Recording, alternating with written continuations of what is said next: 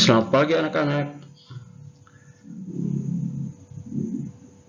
Selamat bertemu kembali pada pagi hari ini. Kita masih tetap bersyukur kepada Tuhan karena hingga saat ini kita masih tetap ada dan sehat. Pada pagi hari ini kita akan membahas lanjutan dari pertumbuhan dan perkembangan, yaitu tentang faktor-faktor yang mempengaruhi pertumbuhan dan perkembangan. Ada dua faktor yang berpengaruh terhadap pertumbuhan dan perkembangan. Faktor yang pertama adalah faktor eksternal atau faktor luar.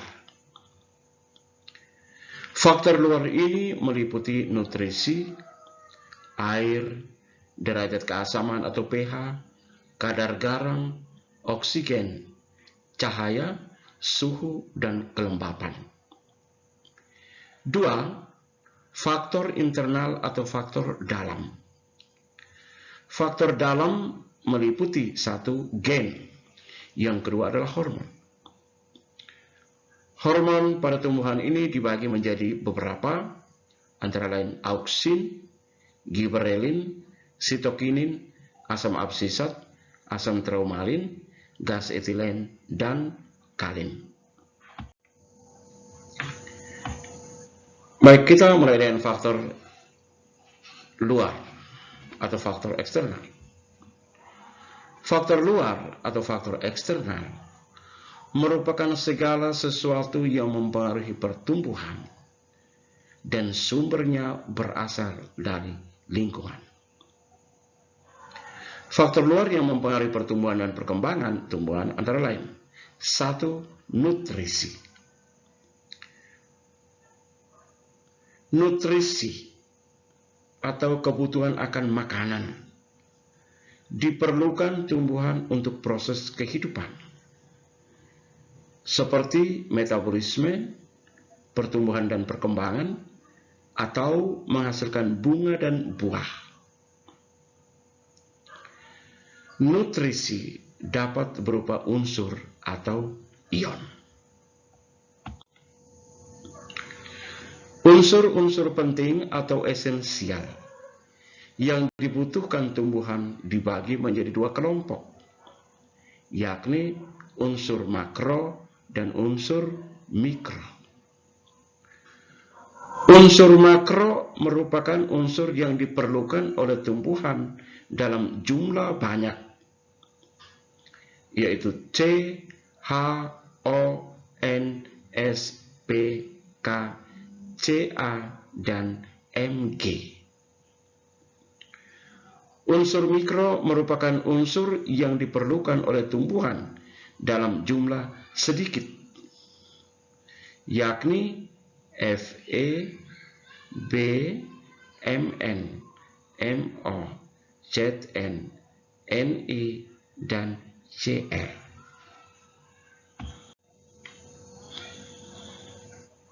Dua, air. Air diperlukan oleh tumbuhan dalam jumlah besar. Tanpa air, tumbuhan tidak bisa hidup. Fungsi air: pertama, sebagai pelarut zat-zat yang diperlukan tumbuhan.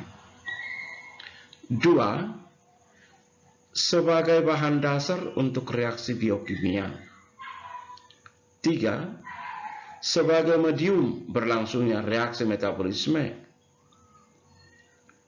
Empat, menjadi tekanan turgor.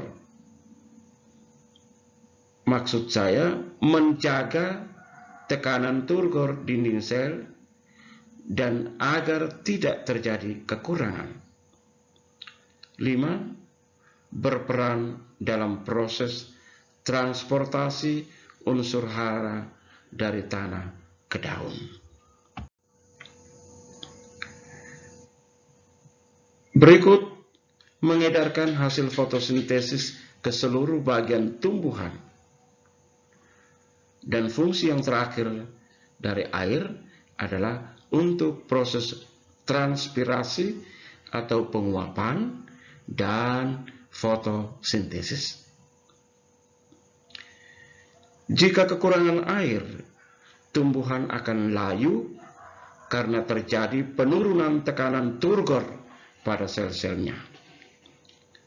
Namun, tumbuhan memiliki sistem kontrol untuk mengatasi kekurangan air agar tidak terlalu ekstrim. Tumbuhan merespons kekurangan air dengan cara memperlambat laju transpirasi atau penguapan. Kekurangan air akan memacu pembentukan dan pembebasan hormon asam absisat dari sel-sel mesofil daun yang menyebabkan stomata tertutup. 3. Derajat keasaman atau pH. Hujan asam dapat menambah keasaman tanah. Jika keadaan tanah terlalu asam, klorofil akan rusak sehingga mengganggu proses fotosintesis.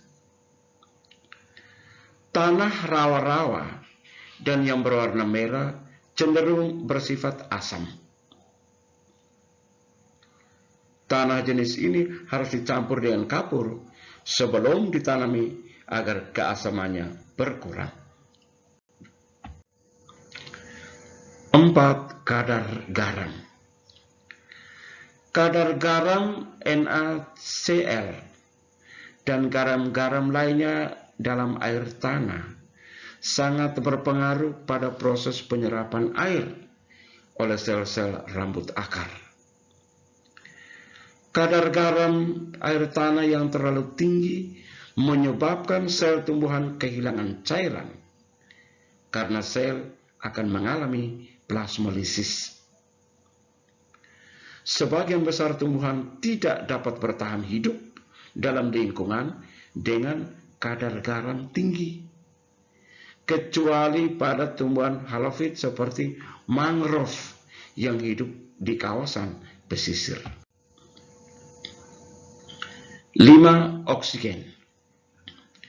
Oksigen diperlukan tumbuhan untuk bernapas. Tumbuhan dapat tumbuh dan berkembang dengan baik jika kebutuhan terhadap oksigen tercukupi. Kekurangan oksigen dapat merangsang produksi hormon etilen yang menyebabkan beberapa sel dalam korteks akan mengalami penuaan dan mati. Tanaman yang lebih banyak disirami air akan kekurangan oksigen karena tanah kehabisan ruang udara penyedia oksigen. Tanah yang padat dan liat mengandung sedikit oksigen, sehingga ketika dicampur dengan kompos agar menjadi gembur. 6. Cahaya. Cahaya berperan dalam proses fotosintesis. Cahaya mengendalikan hampir semua tahap pertumbuhan, mulai dari perkecambahan, pertumbuhan batang dan daun, hingga respons gerak pertumbuhan. Cahaya mempengaruhi kerja hormon auksin. Intensitas cahaya yang tinggi akan merusak hormon auksin. Cahaya dapat memicu pembentukan pigmen antosianin dan flavonoid yang memberikan warna pada bunga dan buah. 7. Suhu. Salah satu faktor yang mempengaruhi kerja enzim adalah suhu. Suhu yang kurang sesuai akan menyebabkan kerja enzim di dalam sel-sel kurang optimal, sehingga proses metabolisme akan terganggu. Tumbuhan tidak dapat hidup di bawah suhu 0 derajat.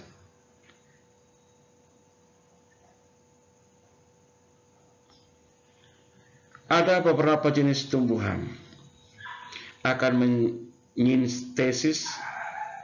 mensintesis protein khusus atau protein kejut panas dalam jumlah banyak ketika mendekati suhu 40 derajat Celcius. Proses kejut panas berfungsi untuk mencegah denaturasi protein. 8. Kelembapan. Kelembapan udara maupun tanah berkaitan dengan ketersediaan air. Kelembapan pada tanah sangat ditentukan oleh kandungan zat organik. Kelembapan udara mempengaruhi laju transpirasi. Kelembapan udara yang terlalu tinggi akan menghambat proses transpirasi sehingga pengangkutan air dan garam mineral akan berjalan lambat.